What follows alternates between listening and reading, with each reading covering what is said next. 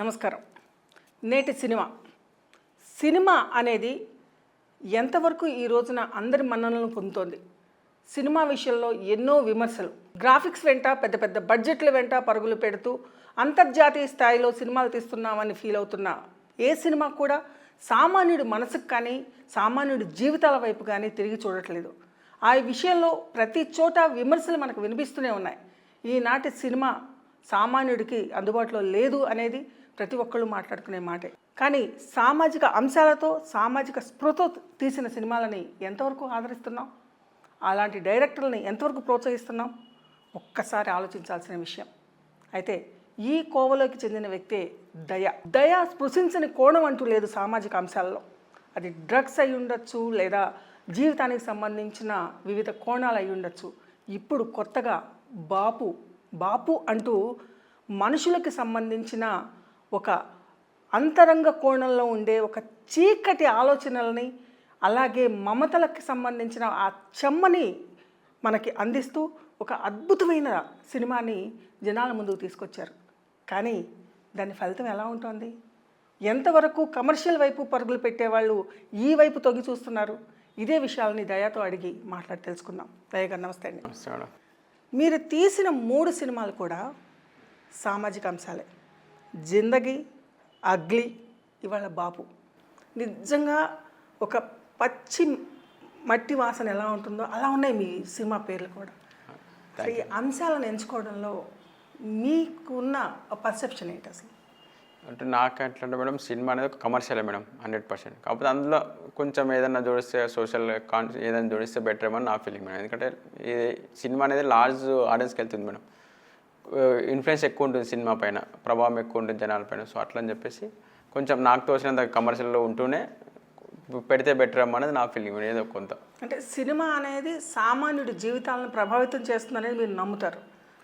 ప్రభావితం అనే కంటే కూడా మేడం అక్కడ వరకు వెళ్తుంది, ఏదైనా ఒక మాట అనేది వెళ్తుంది అక్కడ వరకు. వాళ్ళు ఇన్ఫ్లుయెన్స్ అవుతారా లేదని సెకండరీ, అట్లీస్ట్ మనం రీచ్ చేయగలుగుతాం అక్కడ వరకే. సో స్కోప్ ఉంది అనమాట దీనికి, అంటే వెళ్ళడానికి స్కోప్ ఉంది. అసలు జిందగీ కాన్సెప్ట్ ఏంటి, అగ్లీ కాన్సెప్ట్ ఏంటి ఇప్పుడు వరకు మీరు తీసుకున్నాను? జిందగీ వచ్చేసి మేడం ఒక 3 ఫ్రెండ్స్ స్టోరీ మేడం. ఒక చాలా లో ఫ్యామిలీకి సంబంధించిన వాళ్ళు అనుకోకుండా ఒక దొంగతనం చేయాల్సి వస్తుంది. సో దానివల్ల ఎలా కాన్సిక్వెన్సెస్ ఫేస్ చేశారు, సో దానివల్ల ఏం రియలైజ్ అయ్యారనేది జిందగీ మేడం. అగ్లీ వచ్చేసి ఇలిసిట్ ఎఫైర్స్, డ్రగ్స్, సో వాటి వాడకం వల్ల వాటి జోన్లోకి వెళ్తే ఏం అవుద్ది, లైఫ్ ఎలా స్పాయిల్ అవుతుంది అనేది వచ్చేసి అగ్లీ మేడం. అంటే మీరు టచ్ చేసింది ఈ తరానికి సంబంధించిన ఆ కోణాలని బహిర్గతపరచాలి అని చెప్పని. ఒక 3 ఫ్రెండ్స్ ఏం చేస్తున్నారు సమాజంలో, అదే కుర్రాళ్ళు అదే ఏజ్ గ్రూప్ వాళ్ళు డ్రగ్స్ వైపు ఎలా అట్రాక్ట్ అవుతున్నారు అనేది, వీటికి ఇన్స్పిరేషన్ మీ జీవితంలో మీ పరిశీలనలో ఏదైనా ఉందా? ఇన్స్పిరేషన్ అంటే మేడం, అంటే నేను చూసింది నేను న్యూస్లో, పేపర్లో, తెలిసిన వాళ్ళ త్రూ. సో అలాంటి అంటే నాకు పర్సనల్ సర్కిల్ అయితే లేదు, అవుట్ సైడ్ కోణంలో చూసింది మేడం. మీరు ఒక పేపర్లో చూసిందో, మీ పరిసరాల్లో గమనించిందో దాన్ని బట్టి మీరు తీసుకుంటున్నారు. బట్ ఇంత స్ఫూర్తి పొంది ఒక సినిమా తీయడానికి ఇప్పుడు పేరు బయటకు వచ్చినప్పుడు బాగానే ఉంటుంది దయ గారు, కానీ ఆ పేరు రావడానికి ముందు ఒక 10 అడుగుల దూరం, 10 మైళ్ళ దూరం వెనక వెళ్ళి చూసుకుంటే మీ తొలి అడుగు ఎప్పుడు పడింది, ఎక్కడ పడింది? నేను యాక్చువల్లీ 2013 మే 1కి నా ఫస్ట్ సినిమా స్టార్ట్ చేసాను మేడం. అంటే ఇప్పుడు దాదాపు ఆల్మోస్ట్ 20-25 అంటే 12 ఇయర్స్ అయింది. 12 ఇయర్స్ తర్వాత ఒక ఇంటర్వ్యూ వరకు వచ్చాను నేను. ఒక పుష్కర కాలం పట్టింది. మోర్ దెన్ పుష్కరం మేడం, అంతే. సో మొదటి అడుగులో ఎలా ఉండింది? అంటే మీరు ఒక సినిమా వైపు వెళ్ళడము అని అంటే మీరు ఎంచుకోవడం దర్శకత్వాన్ని ఎంచుకున్నారా? Director first writing plus direction. ఇంకేంటంటే వాటి సినిమాకి రెండింటికి నేనే ఆల్మోస్ట్ ప్రొడ్యూసర్ మేడం. అంటే చిన్న బడ్జెట్లో తీసుకున్నాను. ఫస్ట్ది కంప్లీట్ ఓల్ అని నేను చేసుకున్నా. సెకండ్ది ఇంకో ఫ్రెండ్ ఉన్నారు సుశాంత్ గారని, సో ఇద్దరం కలిసి చేసుకున్నాం అనమాట. ఒక సినిమా కథ రాసుకోవడం వేరు, నటీనటులని ఎంపిక చేసుకుంటే ఆ ఊహ చాలా బాగుంటుంది. మనం వాళ్ళతో తీయాలి, వీళ్ళతో తీయాలి అనేది చాలా దగ్గరగా వచ్చేసినట్లు అనిపిస్తుంది. కానీ వీటన్నిటికీ కూడా ఆర్థికపరమైన సపోర్ట్ కావాలి. సో మీరు ఈ డబ్బును సమకూర్చుకోవడంలో అంటే మీ బ్యాక్గ్రౌండ్ ఏంటి అసలు? మా చాలా చిన్న ఫ్యామిలీ మేడం, చాలా చిన్న ఫ్యామిలీ. కాకపోతే నాకున్న out of interest, passion, love, so దానివల్ల అప్పుడు తెలియలేదు. ఐ వాస్ 25 ఇయర్స్ అప్పుడు. నేను 25 సంవత్సరాలు అప్పుడు నేను ఒక సినిమా తీయాలి, సినిమాలకి రావాలి అనేది బ్లైండ్ బిలీఫ్. ఇక ఇంక ఇదే ప్రపంచం అనేసి దుంకిన తర్వాత తెలిసింది దాని లోతేంది అనేది.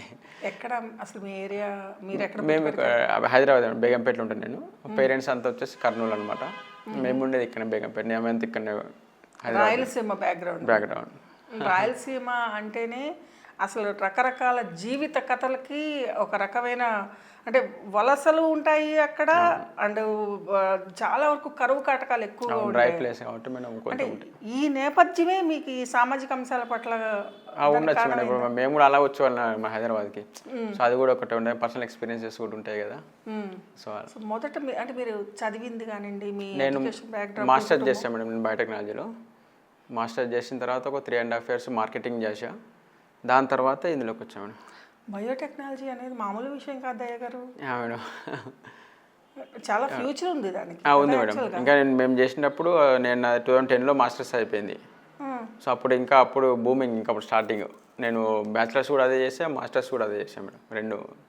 అంటే ఒకవైపు సినిమా గురించి ఆలోచిస్తూనే మాస్టర్స్ దాకా వెళ్ళారు అంటే చదువు పట్ల కూడా మీకు అంతే ఆసక్తి ఉంది. ఉండింది మేడం, ఉండింది. మాస్టర్స్ తర్వాత జాబ్ చేసిన తర్వాత అప్పుడు అనిపించింది సరే ఇది కాదు మన పాతు, వేరే జాబ్ ఏం చేశారు? నేను మెడికల్ రిప్రజెంటేటివ్ చేశాను మేడం. మార్కెటింగ్ చేసాం. కంపెనీలోకి వెళ్ళలేదు, ఎందుకంటే వెళితే మళ్ళీ బయటికి రాలేదు, అంతా వేరే ఉంటుంది వర్క్ అవర్స్. మార్కెటింగ్ అనుకో ఫ్రీ టైం ఉంటుంది, మనకు రాసుకోవడానికి టైం ఉంటుంది. సో వర్క్ కొంచెం ఈజీగా ఉంటుంది, అందులో కొంచెం డబ్బులు కూడా ఎక్కువ ఉంటాయి మార్కెటింగ్లో. సో అట్లా అని చెప్పి. పేరెంట్స్ బ్యాక్గ్రౌండ్ వాళ్ళు చిన్న ఎంప్లాయీస్ మేడం, చాలా వెరీ స్మాల్ ఫ్యామిలీ. నాన్నగారు ఒక చిన్న ప్రైవేట్ ఎంప్లాయీ, అమ్మ హౌస్ హోల్డే, సిస్టర్ ఒక లెక్చరరు, బ్రదర్ చిన్న బిజినెస్ ఉంది. సో వీళ్ళెవరు కూడా నీకు ఎందుకు సినిమా పిచ్చి, నీకు అంత అవసరమా అంటారు కదా, ఇప్పటికీ అంటారు. ఈ సినిమా చేసిన తర్వాత కూడా అన్నారు ఏంది పరిస్థితి నెక్స్ట్ అని. వాళ్ళు ఎప్పుడు సలహా ఇవ్వలేదా ఈ జనాలతోటి లేకపోతే జీవితాలతోటి వెళ్తే నీకు అయ్యేదే ఉండదు, కమర్షియల్ సినిమాలు ఆ ఫైట్స్ ఆ టైప్లో వెళ్ళొచ్చు కదా అని చెప్పేసి సలహా ఇవ్వలేదు? వాళ్ళు అసలు మొత్తానికి సినిమానే వద్దంటారు. ఇక మనం ఇందులోకి వచ్చేసాం కదా, ఆల్రెడీ మనం 12 years ఇన్వెస్ట్ చేసినాము. సో మనం ఏదున్నా మళ్ళీ ఇందులోనే తెచ్చుకోవాలి, ఇందులోనే చేసుకోవాలనేది నా ఫీలింగ్. సో మళ్ళీ వదిలేసి వెళ్ళిపోయామనుకోవడం వేరే దానికి వేస్ట్. 12 years అంతా వేస్ట్ అయిపోద్ది. సో అది అందుకని సరే ఇంకో టైం పట్టిన ఓకే. సినిమా రూపొంది బయటికి రావడం అనేది ఒక చూడడానికి అది నిర్ణయించడం 2 నిమిషాలు నిర్ణయిస్తారు, బాగుందా బాగాలేదా. కానీ దీనికి సంబంధించిన బీజం, కథకి సంబంధించిన ఒక డైరెక్టర్గా మీకు సంబంధించినంత వరకు ఒక్కొక్క కథకి ఏదైనా ఇన్సిడెంట్ అనేది మిమ్మల్ని కదిలిస్తుందా? లేదు అని అంటే ఇప్పుడు అగ్లీకి డ్రగ్స్ ఏ పీరియడ్లో మీరు తీస్తున్నారు ఆ సబ్జెక్టు? అది 2016 మేడం, 16 తర్వాత. అది పీక్ మూమెంట్ యాక్చువల్గా తెలంగాణలో డ్రగ్స్కి సంబంధించిన ఇష్యూ చాలా బాగా ఆ టైంలో జరుగుతోంది. ఆ టైంలో 19లో రిలీజ్ అయింది మూవీ, లాక్డౌన్ ముందు. 18లో స్టార్ట్ చేసినట్టున్నాము, 19లో రిలీజ్ అయ్యింది, 19 November రిలీజ్ అయింది. ఏమన్నా మీకు సపోర్ట్ ఆర్థికంగా దొరికిందా? అంటే ఒక సినిమాని ఆదర్శవంతంగా తీసుకొని చేస్తున్నప్పుడు లేదు, 2 లాసే, 2 సినిమాలు లాసే. అయినా ఇంకా సినిమా తీస్తున్నారా మీరు? తప్పదు కదా, మళ్ళీ తీయాలి, ఇంకా తీయాలి. ఇప్పుడు బాబు సంగతి ఏంటి? బాబు ఓకే, మా ప్రొడ్యూసర్ సేఫ్, ఆయన సేఫ్, హ్యాపీ. మీరు సేఫా కదా? మాదంటే టైం పట్టుద్ది మేడం ఇంకా. అంటే ఒకటి నేను చూశాను సినిమా. సో అందరూ బలగంతో పోలుస్తున్నారు నేను వెళ్ళబెట్టప్పుడు. యాక్చువల్గా మీ టీచర్స్ కానివ్వండి, మీ అవి చూసినప్పుడు ఓకే అంటే సుధాకర్ రెడ్డి గారిని చూసినప్పుడు అరే బలగంతో ఉంటుందా అని అనుకున్న తర్వాత ఒక్కసారి థియేటర్లోకి వెళ్ళాక పూర్తిగా పర్సెప్షన్ మారిపోయింది.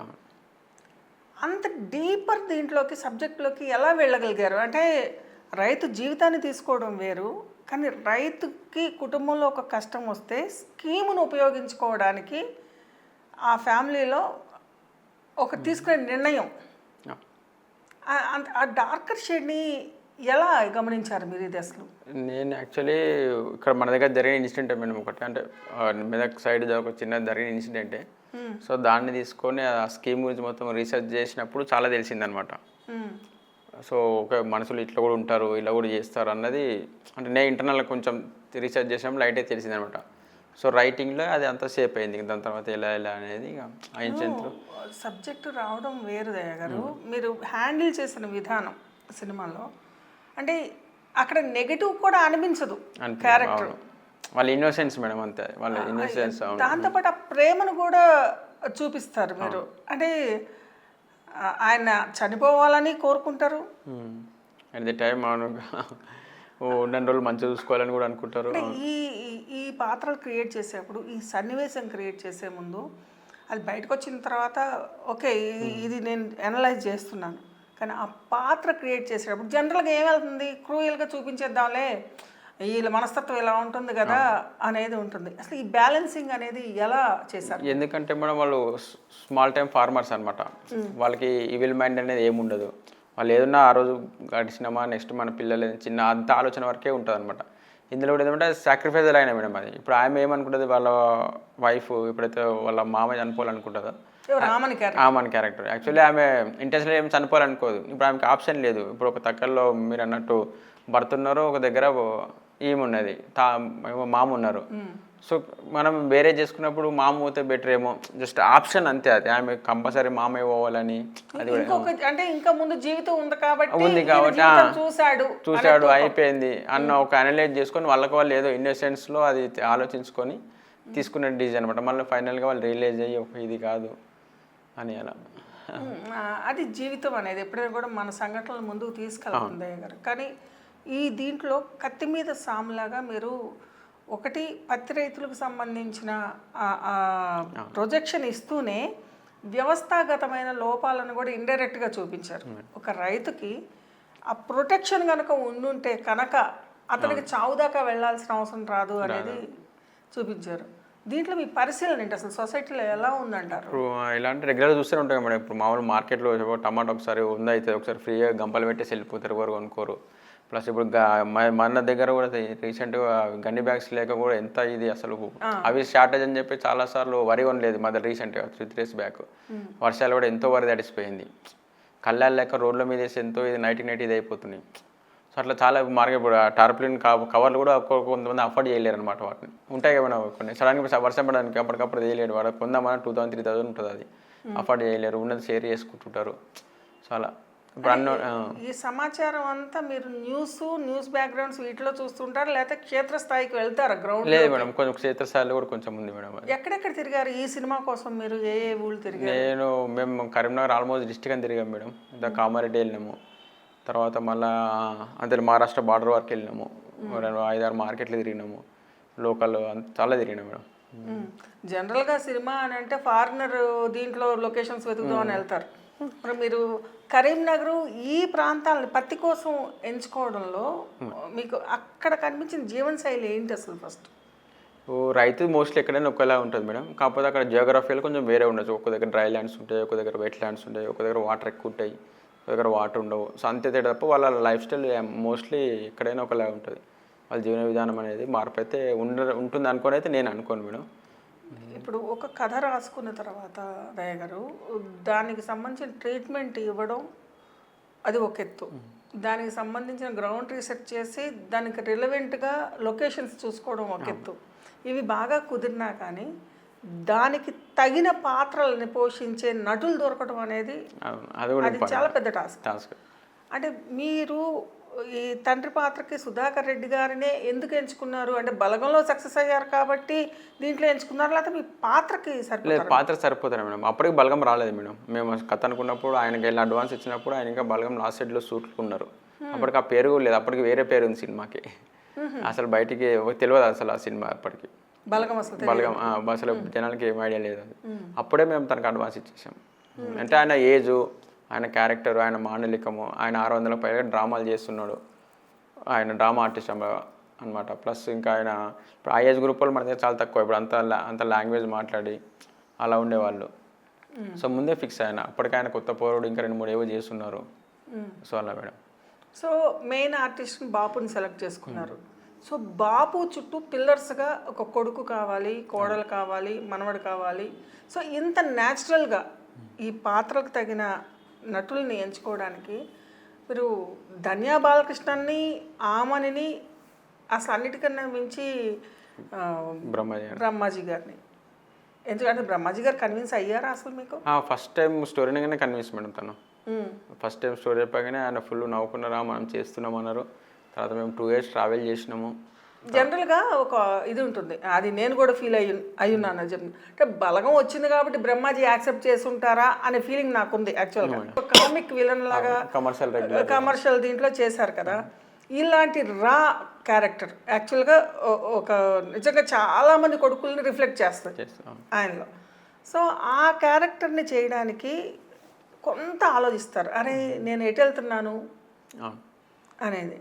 సో మీరు ఎప్పుడు వచ్చినప్పుడు ఎలా ఉండింది ఆయన? యాక్చువల్లీ స్టోరీ అనగానే ఆయన హ్యాపీ మేడం. ఫస్ట్ ఆయన కూడా ఏంటంటే రెగ్యులర్ కమర్షియల్ సినిమాలు చేస్తున్నారు. ఎప్పుడో సింధూరం తర్వాత మళ్ళీ మన సినిమా ఫుల్ లెంత్ ఒక వేరియేషన్ క్యాటర్ చేయడం అనమాట. సో ఆయన కూడా హ్యాపీ సార్. ఆయన కూడా అనుకున్నారు సరే చేస్తే మంచిగా ఉంటుంది ఇది, ఆయన కూడా కొంచెం వేరియేషన్ ఉంటుంది, కొంచెం కొత్తగా ఉంటుంది, రెగ్యులర్గా చేస్తున్నారు కాబట్టి తను. సో అట్లనే ఈ was very happy madam. Almost 20 years అబ్బాయి అయిపోయింది. సో ఆయన కూడా వినంగానే ఫుల్ లెంత్ క్యారెక్టరు, ఒక వెయిట్ ఉన్న క్యారెక్టర్, ఒక బటన్ ఉన్న క్యారెక్టరు. సో ఆయన వేరియేషన్ అంతా వేరే ఉంటాను, యాక్టింగ్ కానీ కాస్ట్యూమ్స్ కానీ. సో మనకు రైతుగా చేస్తున్నారు. సో ఆయనకు కూడా మంచిగా అనిపించింది, ఓకే నేను కూడా ఎక్స్ప్లోర్ చేయొచ్చు అన్నట్టు. సారు ఫస్ట్ నుంచి హ్యాపీ, తను విన్నప్పటి నుంచి చేయడానికి హ్యాపీ. ఆమని క్యారెక్టర్ని అంటే ఒక కోడలు, అప్పటి వరకు ఆవిడ ఒక గ్రీడీ వైఫ్గా చేసింది, ఒక రొమాంటిక్ దీంట్లో చేసింది ఆవిడ. సో ఒక తల్లిగా చేయడానికి ఒక ధైర్యం కాదు, ఒక గ్యాప్ తర్వాత ఆవిడని ఎలా కన్విన్స్ చేశారు మీరు? ఆ మేడం కూడా యాక్చువల్లీ స్టోరీ విన్నాక తను కూడా హ్యాపీ మేడం. అసలు తనను అప్రోచ్ అవ్వాలనే ఆలోచన ఎలా వచ్చింది? ఆమనినే అని లేదా ఇంకెవరైనా ట్రై చేశారు? లేదు మేడం, ఒక 2-3 ఉండే ఆప్షన్స్. తర్వాత ఆమని గారు అంటూ ఫిక్స్ అయిపోయాము. ఫిక్స్ అయిపోయాక ఒక రోజు స్టోరీ చెప్పమన్నారు. స్టోరీ చెప్పగానే తను హ్యాపీ, అది చేస్తున్నాం అనమన్నారు. అంటే తను గ్యాప్ తర్వాత ఇదేనా మూవీ? తను లేదు మేడం, చాలా చేసినాం. అప్పటికి ఇంకా స్టార్ట్ అయిపోయింది ఆ మేడం. సెకండ్ ఇన్నింగ్ స్టార్ట్ అయిపోయింది, అప్పటికి స్టార్ట్ అయిపోయింది, ఫ్లోలో ఉన్నారు. అదే విన్నాను. ఇప్పుడు 35 to 40 days అని చెప్పని షెడ్యూల్ కంప్లీట్ చేసేసారు. మరి అది మీకు టాస్క్ రిస్క్గా అనిపించలేదా? ఈ ఆర్టిస్టులను అందరినీ పెట్టుకుని ఇప్పుడు లొకేషన్స్ అన్నీ వెతికి ఫిక్స్ చేసుకోవడానికి ఎన్ని రోజులు పట్టింది మీకు? లొకేషన్స్కి ఆల్మోస్ట్ 1 month పట్టింది. మొత్తం తెలంగాణ తిరిగేశారా? కరీంనగర్ ఆల్మోస్ట్ వాటిని లొకేషన్ షార్ట్ అవుట్ చేయడానికి ఆల్మోస్ట్ 1 month పట్టింది. ఇప్పుడు మీకు కామారెడ్డి కానివ్వండి, కరీంనగర్ కానివ్వండి, ఈ వైపు అంతా కూడా ఆ బెల్ట్ అంతా కూడా సిమిలర్గా ఉంటుంది ఎన్విరాన్మెంట్ అంతా. అవును. లైఫ్ స్టైల్స్ కానివ్వండి, ఇదంతా కూడా ఏ ప్రాంతాల్లో చేశారు మీరు ఇది? మేము ఆల్మోస్ట్ ఒక 10 to 12 విలేజ్ చేస్తాం మేడం, ఒక కరీంనగర్ సరౌండింగ్స్. కరీంనగర్ నుంచి ఒక 40 kilometers ఉంటుంది గన్ముక్లా అని మా ప్రొడ్యూసర్ గారు ఊరు అది. అక్కడ బేస్ యాక్చువల్ ఎక్కువ మేజర్ పోతే చుట్టుపక్కల విలేజెస్ అన్నీ చేసాం. ఒక ఊర్లో ఒకటి వీణవంక అని, జమ్ముకుంట అని, ఇంకా చాలా ఉన్నాయి మేడం. ఎలబాక, చాలా నెంబర్ ఆఫ్ ప్లేసెస్ ఉన్నాయి. మా కరీంనగర్లో కూడా వేసాం కొంచెం కాలేజ్లో. సో అలా కాలేజ్లో ధన్య బాలకృష్ణ అది కరీంనగర్లో చేసాము. మీకు అవసరాల తను రావడం అనేది యాక్సెప్ట్ చేశారు ఆయన కూడా? ఆయన ఒక డైరెక్టర్ కదా. మరి అది మా ప్రొడ్యూసర్ గారికి ఉన్న ర్యాప్ మేడం, వాళ్ళు బాగా క్లోజ్.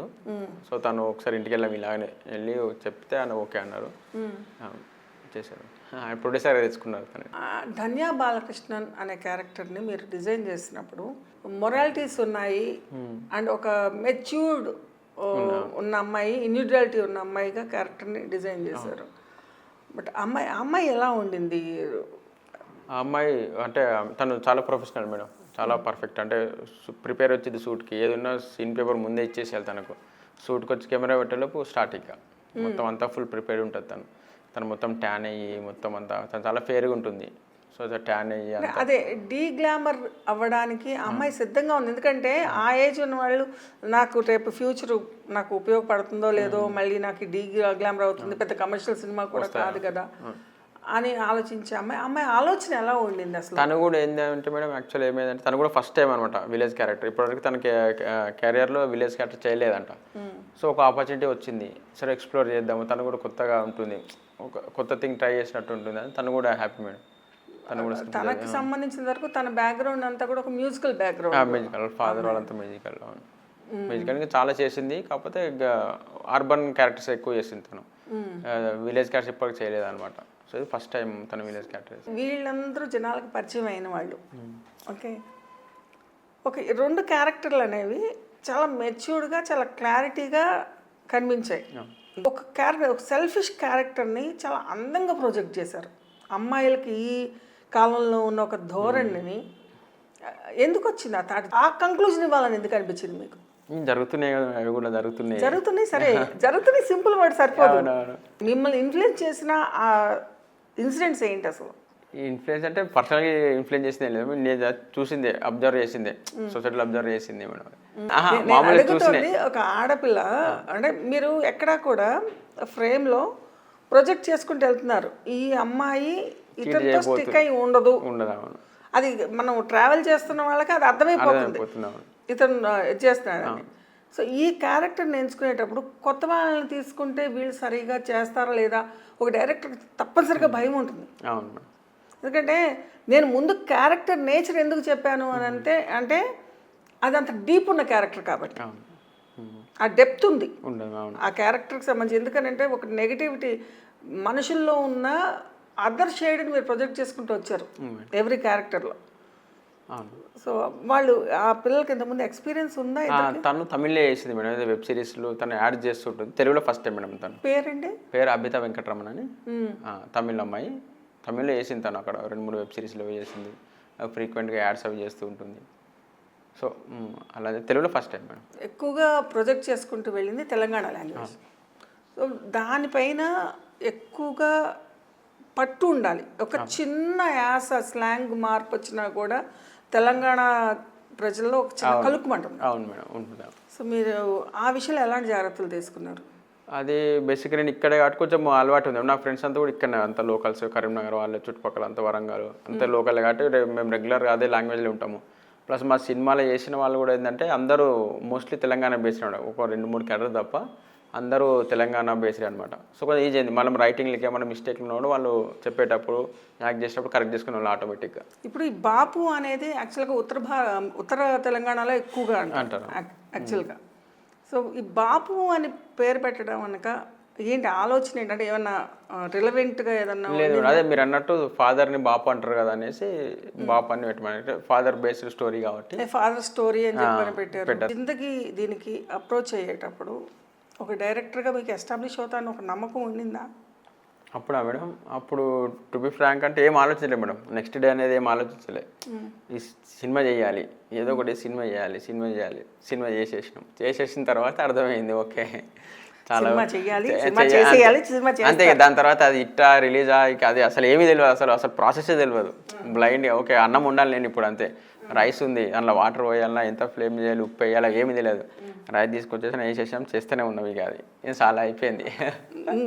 ఈ రైస్ వేయడం ఇది మామూలు వాళ్ళకి సరిపోతుంది. కెప్టెన్ ఆఫ్ ది షిప్ మీకు 24 క్రాఫ్ట్స్ మీద ఉండాలి. ఈ దర్శకత్వంలో రావడానికి ముందు మీ అబ్జర్వేషన్ కానీ మీ ఇన్వాల్వ్మెంట్ కానీ ఏంటి అసలు ఇండస్ట్రీలో జనరల్గా మీకు ఆ సోర్స్ ఉందా? లే, అస్సలు డైరెక్ట్ తీసాను మేడం. నేను ఎక్కడ వర్క్ చేయలేదు. నేను రేపు షూటింగ్ స్టార్ట్ చేస్తున్నాగా నైట్ రిజైన్ చేసే జాబ్. నైట్ మెయిల్ పెట్టేసి మార్నింగ్ షూటింగ్ కొబ్బరికాయ కొట్టేసాం. అదే ఇప్పుడు ఆ ధైర్యమే ఇలా ఇంతవరకు వచ్చేది. నెక్స్ట్ ఏమైతే తెలియదు కానీ కాదు, కెమెరా ఫ్రేమ్ పెట్టించుకోవాలి. అవును, అప్పుడు అసలు ఏమీ తెలియదు మేడం. జస్ట్ బ్లైండ్ చేయాలి. సినిమా కథ రాసుకున్నా నేనే స్క్రిప్ట్, నేనే డబ్బులు నాయే. స్క్రిప్ట్ ఎట్లా రాసుకున్నారు? దానికి ఒక సీక్వెన్స్ ఉంటుంది కదా. అది ఐడియా ఉంది మేడం. అది ఎట్లా ఉంది ఐడియా మీకు? అది మన సినిమాలు రెగ్యులర్ అప్పటి నుంచి సినిమాలు చూసేవాడిని. కొన్ని స్క్రీన్ ప్లే బుక్ చదివిన తర్వాత పూరి జగన్నాథ్ ఎక్కువ ఫాలో అయినప్పుడు ఆయన ఇంటర్వ్యూ ఎప్పుడు చెప్పేటాడు, ఎప్పుడు ఇట్లా రాయాలి, ఏంది ఎంత కాదు, అవన్నీ మైండ్లో ఉండేవి. సో అట్లా అన్నీ మిక్స్ చేసుకొని ఏదో రాసేసుకున్నా. ఎవరికి కనీసం అసిస్టెంట్ డైరెక్టర్ కూడా అసోసియేట్గా కూడా పనిచేయలేదు మీరు? ఇక్కడ చేయలేము డైరెక్ట్. ఇంకా రేపు స్టార్ట్ అంటే ఈరోజు జాబ్ రిజైన్ చేసి సినిమా తీయాలి అని అంటే బాండ్ స్క్రిప్ట్ ఉంది. స్క్రిప్ట్ ఉంది, బాండ్ స్క్రిప్ట్ ఉంది. కొన్ని బేసిక్స్ ఐడియా ఉన్నాయి కానీ దాని మార్కెట్ సైజు, దాని కమర్షియాలిటీ అవంతా ఏమి ఐడియా లేవన్నమాట. సరే తీసేయాలి ఒక మొండి అంతే. ఎంత బడ్జెట్? అప్పుడు 35 lakhs తీసాం 2013లో. 35 lakhs. మరి జిందగీ అని ఎందుకు పేరు పెట్టారు? అంటే అది కూడా ఇక్కడ లోకల్ వాడు మేడం. హైదరాబాద్ మామూలు తెలంగాణలో వాడతారు. లోకల్లో చాలా రకాలు ఉంటాయి. లైఫ్ అనమాట, వాళ్ళ లైఫ్ సంబంధించి స్టోరీ ఉంటుంది అనమాట అది. సో అందుకని చెప్పి జిందగీ అని పెట్టాల్సి వచ్చింది. జిందగీ అని పెట్టారు కానీ ఇది మీ జిందగీతో ముడిపడి ఉంది వ్యవహారం. ముడిపడింది. అప్పుడు తెలియలేదు నాకు. తర్వాత ముడి గట్టిగా అయిపోయి మొత్తం అది విడిపోయేదని ముడి అయిపోయింది. అయితే ఏమీ తెలియకుండా దూకేసిన తర్వాత ఈత తెలియదు, నీళ్ళ లోతెంతో తెలియదు, ఏదెంతో తెలియదు. మీ మొదట్లో ఏంటి అని అంటే సినిమా ఇండస్ట్రీ అనేది ఫుల్ ఆఫ్ ఈగోస్ ఉంటాయి కదా. ఆర్టిస్టులు మీరు కొత్త వాళ్ళని తెచ్చుకున్నా, కెమెరా వాళ్ళని కొంచెం సీనియర్ వాళ్ళని తెచ్చుకోవాలా, మీకు లొకేషన్స్కి ఇదంతా కూడా మీకు డైరెక్షన్ కావాలా, డైరెక్షన్ టీముని పెట్టుకోవాలి కదా. మీరు పడిన ఆ స్ట్రగుల్స్ కానివ్వండి లేకపోతే అడ్జస్ట్మెంట్స్ కానీ ఏమున్నాయి అసలు ఫస్ట్ సినిమాలో? చాలా ఉంటాయి మేడం. అంత మనమే కాబట్టి చాలా హెడ్ ఎక్కువ ఉంటుంది. ఏం చేసేవాళ్ళు అసలు? ఫస్ట్ డే వెళ్ళారు, లొకేషన్కి వెళ్ళారు, ఏం చేశారు అసలు ఫస్ట్ మీకు అరే ఇది కరెక్ట్ చేసుకోవాల్సిందేమో అని అనిపించి ఇంకా అప్పుడు కరెక్షన్ వేసిన కూడా ఏముండదు మేడం. ఒక రోజు ఇంత తీయాలని ఉంటుంది బ్రెయిన్లో, అంత తీసేయాలి, ఉరకాలి. ఇంకా ఒకటి షార్ట్ మిస్ అయినా పర్లేదు, వేసేసాయి, కుట్టేసాయి, అట్లా ఉంటుండే అనమాట. అట్లా ఒక ప్రాపర్ టైమింగ్లో చేయాల్సి వచ్చింది. అది కాదు దయ్య గారు, ప్రాపర్ టైమింగ్లో చెయ్యాలి అనేది ఆ ప్రొఫెషనల్ డైరెక్టర్స్కి వాళ్ళకి ఒక ప్లానింగ్ ఉంటుంది. ఇన్ని సీన్లు ఇప్పటి నుంచి ఈ షెడ్యూల్ నుంచి ఈ షెడ్యూల్ చేసేయాలి, ఈ షెడ్యూల్ నుంచి ఈ షెడ్యూల్కి ఇన్ని చేసేయాలి. ఇది జనాలకి అంటే అది ప్రొఫెషనల్ డైరెక్టర్స్కి ఒక నీళ్లు తాగినంత పని.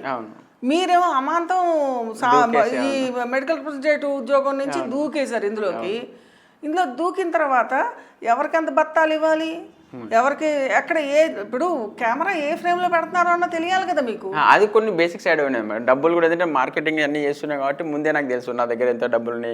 ఇప్పుడు మీరు ఒక ఆర్టిస్ట్ అనుకో, నేను ముందే చెప్పేస్తాను మేడం మీకు ఒక 1000 రూపీస్ ఇవ్వగలుగుతా, మీరు ఓకే అంటే ఓకే మేడం, లేకపోతే నేను వేటోని చూసుకుంటా.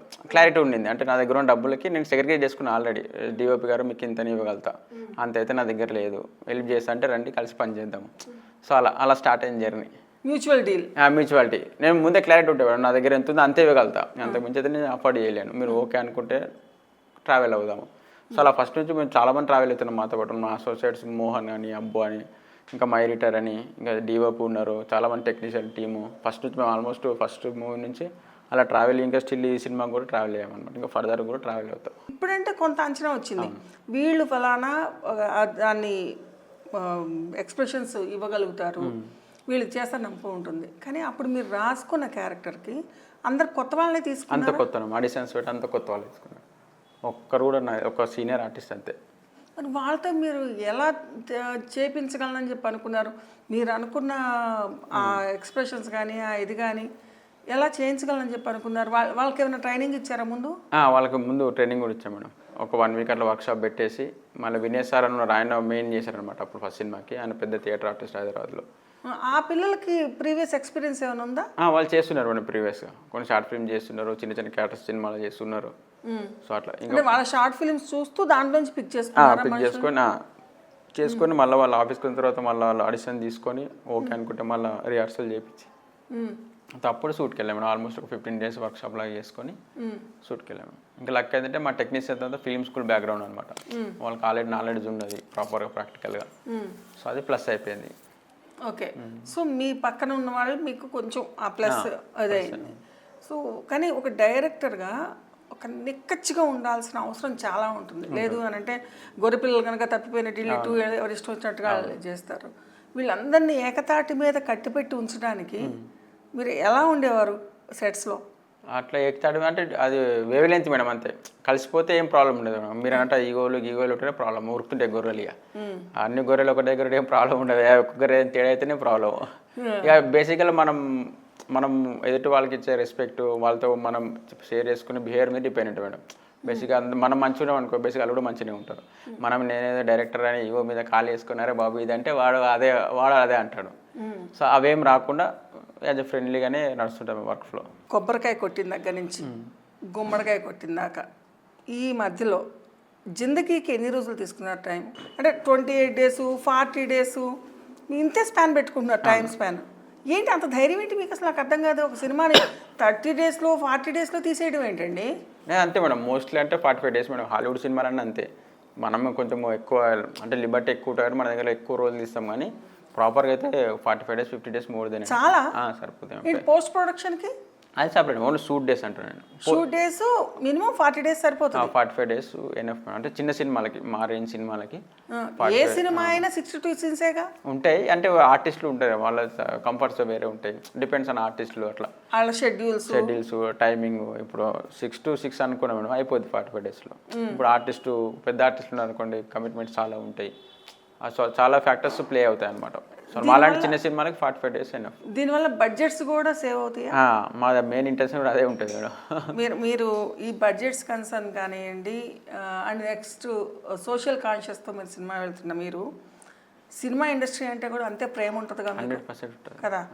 బట్ 100,000 కోట్ల సినిమాలకి ముందు 35 లక్షలను కోటి రూపాయల సినిమాకి ఈ హస్తిమ శకాంతరం అంటాం కదా మనం, ఆకాశానికి భూమికి ఉన్నంత వ్యత్యాసం ఉంటుంది. అది చూస్తున్నప్పుడు మీకు అనిపించదా నేను ఆ కోట్ల దాకా వెళ్ళాలి అని మీరు ఎప్పుడైనా అనుకుంటారా, లేకపోతే నాకైతే పర్సనల్గా ఏమి ఉండదు మేడం. నేను ఒక కథ అనుకుంటా, ఒక కథని నమ్మితే దాని మీద ట్రావెల్ అవుతుంది. చిన్నదా పెద్దదని ఏమి ఉండదు. ఇప్పుడు ఈ సినిమా తర్వాత మళ్ళీ ఏదైనా నచ్చింది, ఎవరు దొరకపోయినా చిన్నదని మళ్ళీ ఫోన్లోనే తీసేస్తాను నేను. అంటే నాకు సినిమా తీయాలి అంతే. ఒక కథ నేను చెప్పాలనుకున్నా చెప్పాలి అంతే. అంతేగాని పెద్ద స్టార్స్ అట్లేం ఉండదు మేడం. పెద్ద బడ్జెట్ అదేం లేదు, ఫ్లోలో వస్తే హ్యాపీ, ఎవరు వద్దనుకుంటారు. అంతేగాని నేను పర్టికులర్ డిసైడ్ అయ్యి ఓకే లేదు నేను ఇంత బడ్జెట్లో చేయాలి హీరో అంతే అది ఏమి ఉండదు మేడం. కథ ఇప్పుడు వెళ్తే కథ తట్టింది అనుకోండి, మంచి అనిపిస్తుంది, ఆ కథను పట్టుకొని తిరుగుతాం. ఇక అది అయ్యేంత వరకు దాని మీదనే ఉంటాం మనం. మల్టీ స్టోరీస్ మీద తిరుగుతారా, ఒకటే స్టోరీని పూర్తయిన ప్రాజెక్ట్ అయిన తర్వాత ఒకటే బెటర్ మేడం. మా ఆప్షన్స్ ఇస్తే ఏమవుతుందంటే వేరే అయిపోద్ది. ఇప్పుడు మీకు 2 చీరలు చూపించారనుకోండి, వేరే 3 చూపిస్తే వేరే, ఒకటి ఉంది అనుకో తీసుకెళ్ళిపోతారు, అట్లుంటుంది. ఆప్షన్ ఇవ్వద్దు మేడం. నేనైతే పర్సనల్ నేను ఫస్ట్ అనుకుంటా, ఒక 5-6 అనుకొని 5-6 కానీ ఒకటి మళ్ళీ పర్సనల్గా పిక్ చేసుకొని ఒకసారి ఏ బ్లాస్లో డిస్కస్ చేసుకొని ఏది బెటర్ వెళ్తే బెటర్ అని ఓకే దీన్ని లాక్ చేసుకొని అప్పుడు అప్రోచ్ అవుతాం. ప్రొడ్యూసర్ దగ్గరికి వెళ్ళాక వేరే ఆప్షన్ ఏమి ఉండదు. నా దగ్గర ఉన్న ఇది ఒకటిసారి చేద్దామంటే ఓకే, లేదంటే మళ్ళీ నెక్స్ట్ ఇంకో ప్రొడ్యూసర్ ఎత్తుకుంటారు అంతే.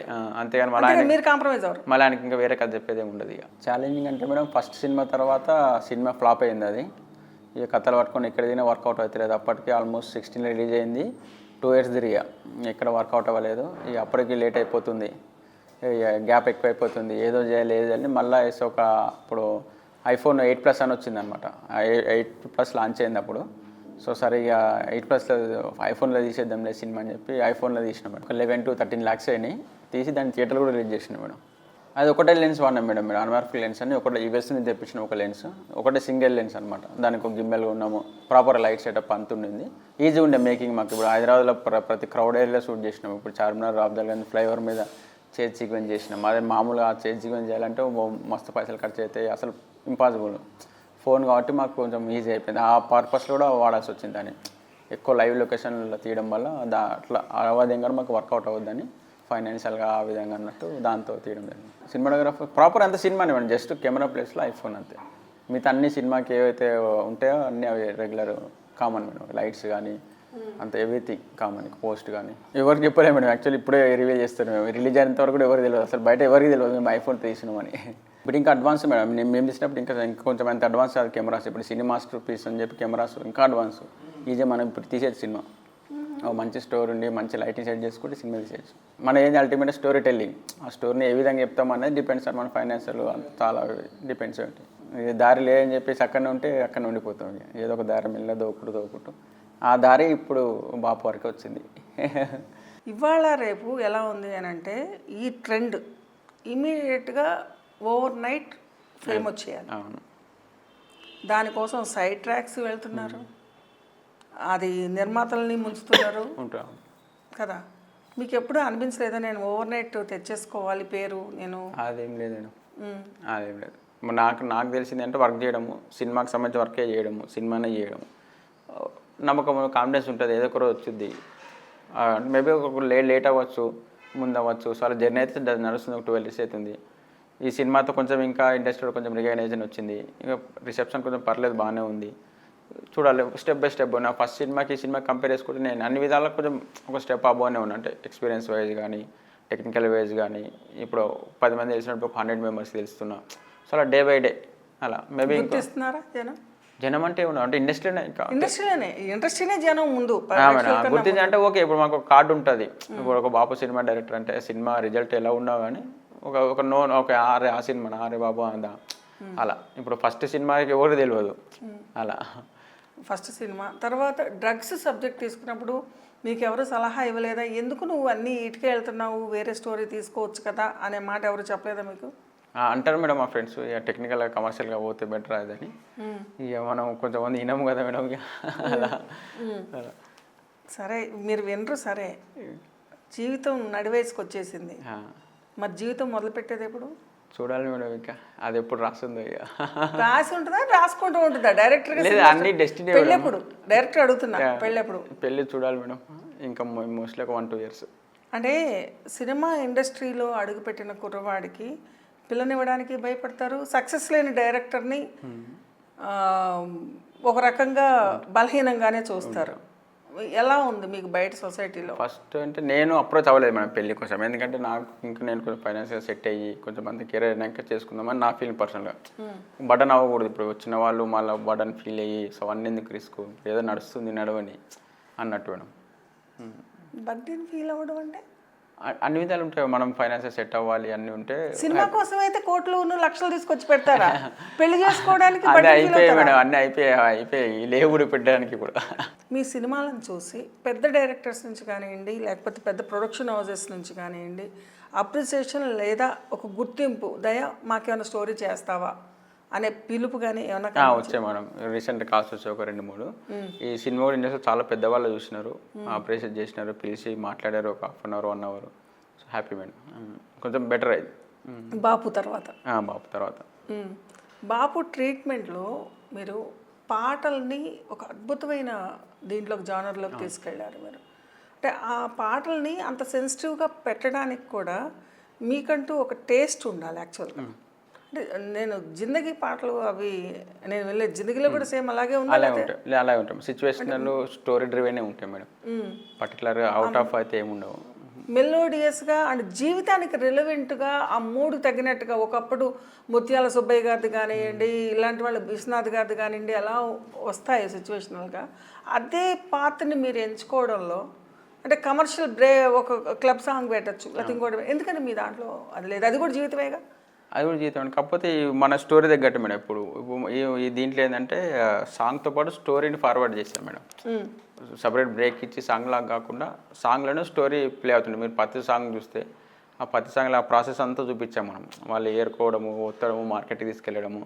సో అలా వాళ్ళ ఫాదర్ తినేది సాంగ్ చూస్తే ఆయన జర్నీ చూపిస్తాం, ఒక 10-15 డేస్ ఆయన ఎలా చూసుకున్నారు అనేది. ఫైనల్ సాంగ్లో చూపిస్తే వాళ్ళు ఊరు వదిలిపోయే ప్రాసెస్ అంతా సాంగ్లోనే ఉంటుంది.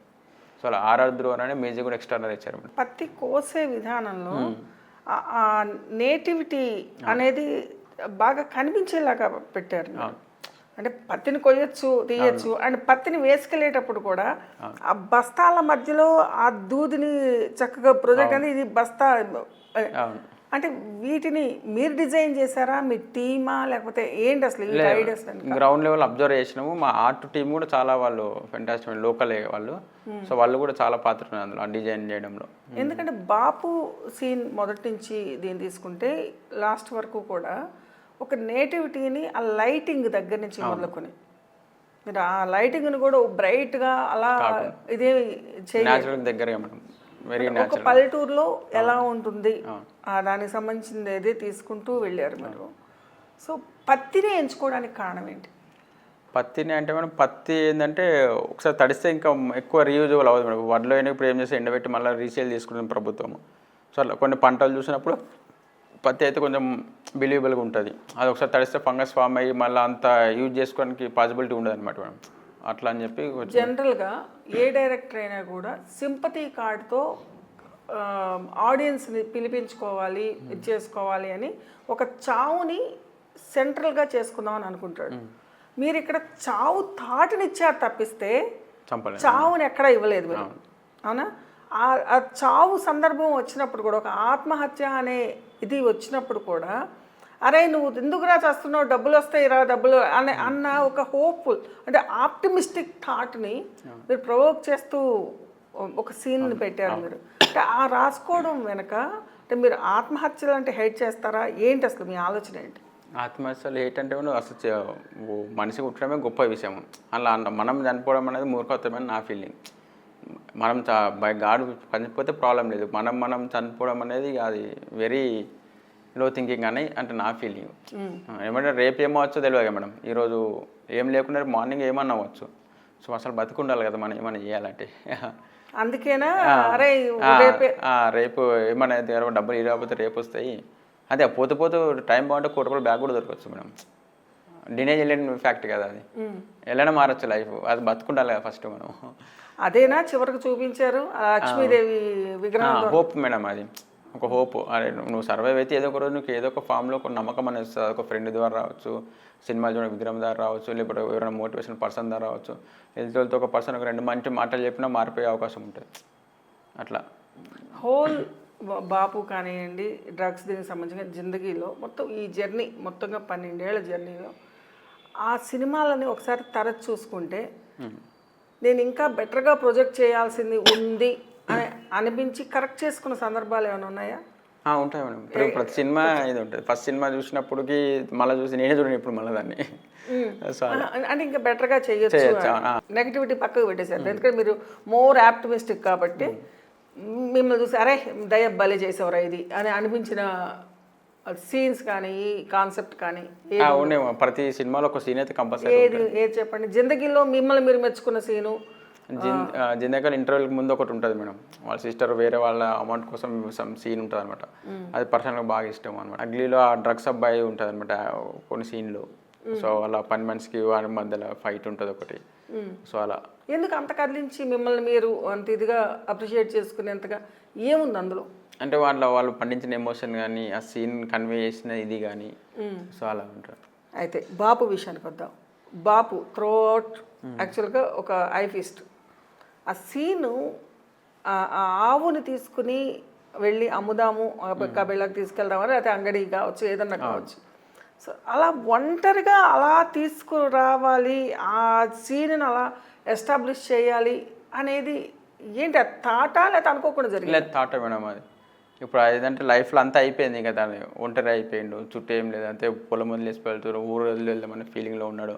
సో తనకున్న ఒకటే లాస్ట్ ఆప్షన్ తను ఉన్నంత వరకు దాన్ని పెట్టుకున్నాడు. సో లాస్ట్ మినిట్కి దాన్ని కూడా అమ్మాల్సింది, తనే సిటీకి తీసుకురాలేడు.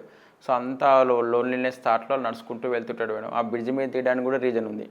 అంటే మనం ఇంత డెవలప్ అయ్యి ఇంత ఇప్పుడు ఊర్లు కూడా అర్బనైజ్ అయిపోతున్న టైంలో కూడా ఇలాంటి పర్సన్స్ ఉన్నారు, ఇలాంటి సిచ్యువేషన్స్ ఉన్నాయి. సో అందుకని చెప్పి వెనకాల అన్ని స్తంభాలు ఉంటాయి, అవి ఫ్లైఓవర్ ఉంటుంది, ఆ ఫ్లైఓవర్ మీద నడుచుకుంటూ వస్తుంటాడు మనోడు. సో అలా అనే కొంచెం ప్లాన్ చేసి చేసిన అంటే ఎవ్రీ ఫ్రేమ్లో అది కనిపిస్తుంది.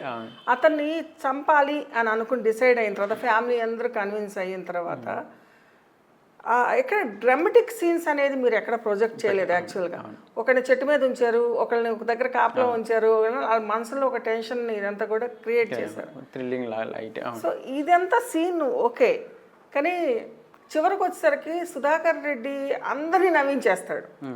సో మీకు లొకేషన్లో అంత ఇదిగా బాగా అందరూ పగలబడి నవ్విన సిచ్యువేషను సన్నివేశం ఉంది మేడం. చనిపోయే సీన్కి నవ్వినారు, చనిపోయి లేస్తారు ఇంటర్వ్యూల ముందు. ఇంకొకటి లాస్ట్కి అసలు తిట్టిన వాళ్ళు కూడా ఉన్నారు, అమ్మని వాళ్ళు కొట్టుకునేది ఉంటుంది లాస్ట్ సీన్ క్లైమాక్స్లో పాట కంటే ముందు. ఆడు క్రౌడ్ అడుస్తున్నారు, అరే అట్లా కొడుతున్నాయి వాళ్ళు అంటే ఇన్వాల్వ్మెంట్ అవుతున్నారు అనమాట. ఇంకా కొట్టని అది ఇది అని చెప్పేసి ఆ ఇంటి దగ్గర ఫ్యామిలీ అంతా రప్చర్ అవుతాయి మేడం క్లైమాక్స్లో. ఆ సీన్కి చాలామంది క్రౌడ్ ఉన్నారు ఊళ్ళో, అప్పటికి 10 or 11 అవుతుంది. ఆ సీన్ తీసినప్పుడు అంటే వాళ్ళ ఇన్వాల్వ్మెంట్ అరుస్తున్నారు, కొడుతుంటే అనమాట, ఇంకా కొట్టు దెబ్బలు దాకా అది అరుపుడు అంటే వాళ్ళ ఇన్వాల్వ్మెంట్. ఆ బావులు కానివ్వండి, ఆ పూడికల గురించి కానీ, పూడికల గురించి మాట్లాడి దాదాపుగా ఈ అర్బన్ లైఫ్లో అసలు ఎక్కడ లేదు యాక్చువల్గా.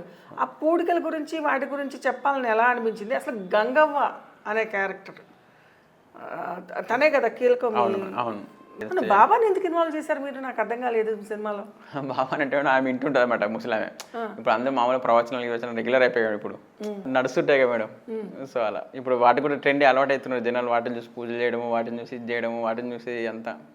సో అలా ఇప్పుడు ఆమె కూడా ఇన్ఫ్లుయెన్స్ అయింది, ముసలామె కూడా ఇన్ఫ్లుయెన్స్ అయింది, రెగ్యులర్ చూస్తుంది, అరే చెప్తుంటే నిజం అయిపోవచ్చేది.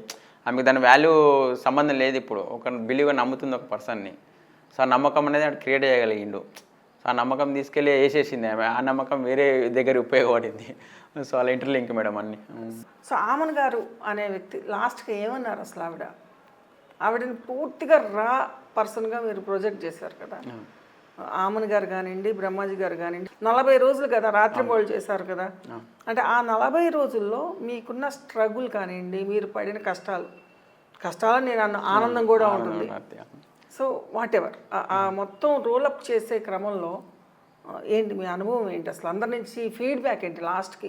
Happy madam first of all. ఎందుకంటే ఇంతకుముందు 2 చేసిన చిన్న సినిమాలో అంత కొత్త వాళ్ళు మోస్ట్లీ. ఇప్పుడు అంతా ఎక్స్పీరియన్స్ ఆర్టిస్టులు చేయడం జరిగింది. ఒక ఆల్మోస్ట్ 20-30 years ఎక్స్పీరియన్స్ ఉన్న ఆర్టిస్టులు, వాళ్ళ ఇన్పుట్స్ కానీ అది కానీ మనకి వర్క్ ఈజీ అయిపోద్ది అనమాట. ఎప్పుడైతే ఎక్స్పీరియన్స్తో వాళ్ళతో పని చేస్తామో మన వర్క్ కొంచెం ఈజీ అయిపోద్ది. సో ఆ విధంగా వాళ్ళు కూడా చాలా హ్యాపీ. 40 days తర్వాత లాస్ట్ రోజు కూడా ఒక మంచి సినిమా తీసినామనే ఫీలింగ్, ఒక మంచి ఎక్స్పీరియన్స్, ఒక మంచి మెమరీ లాగా అనిపించింది.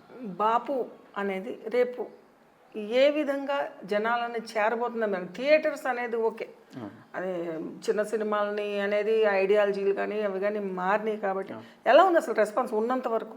ఉన్నంతవరకు గుడ్ మేడం. చూసిన వాళ్ళంతా సినిమా బాగుంది అంటున్నారు. జియో హాట్స్టార్లో కూడా వస్తుంది, మార్చ్లో స్ట్రీమింగ్ అవుతుంది. హాట్స్టార్లో వస్తుందా? హాట్స్టార్లో March first week or second week చూడాలి. సో నెక్స్ట్ ప్రాజెక్ట్ ఏంటి మరి? నెక్స్ట్ చూడాలి మేడం. ఇంకా కొంచెం ఒక 10 days టైం తీసుకొని ఏదో ఒక స్క్రిప్ట్ లాక్ చేసుకొని మళ్ళీ ఇంకా వేట స్టార్ట్ చేయాలి. ఇక ప్రశాంతంగా అమ్మయ్య నేను తీయాలనుకుని తీసానని నిద్రపోయారా ప్రశాంతంగా? ఉంటుంది మేడం. ఆ రోజుకి అనుకుంటాం, మళ్ళీ తెల్లారి లేసి చూస్తే మళ్ళీ వేరే మళ్ళీ ఏవో అనిపిస్తుంది. సో ఈ నెవర్ ఎండింగ్ ప్రాసెస్ మేడం. అది సినిమా రిలీజ్ రేపు అనే వరకు కూడా నడుస్తూనే ఉంటుంది. అది రిలీజ్ అయిపోయాక అయిపోయాక మన చేతులు ఉండవు, అంత ప్రేక్షకుల చేతులు ఉంటుంది అది. సో ఈ నెవర్ ఎండింగ్ ప్రాసెస్లో మీరు అనుకున్న విజయ తీరాలు మీరు చేరాలని, ఎందుకంటే మీకు పెద్దగా కమర్షియల్గా నేను ఇచ్చేయాలని కాదు, మీ ఆలోచనల్ని అందంగా ఆలోచనాత్మకంగా బయట పెట్టాలనేది మీ అంతే మేడం ధోరణి, అంతే కదా. సో మీరు అనుకున్న తీరాన్ని మీరు చేరాలని త్వరగానే మీరు ఒక మంచి డైరెక్టర్గా, మీరు ఆల్రెడీ మంచి డైరెక్టరే, కాకపోతే ఆ కమర్షియలైజ్డ్ ఒక డైరెక్టర్గా త్వరగా ఎస్టాబ్లిష్ అవ్వాలని కోరుకుంటూ ఆల్ ది బెస్ట్ దయా గారు. Thank you thank you so much ఒక మంచి సినిమాని మాకు అందించినందుకు. Thank you madam. థ్యాంక్స్.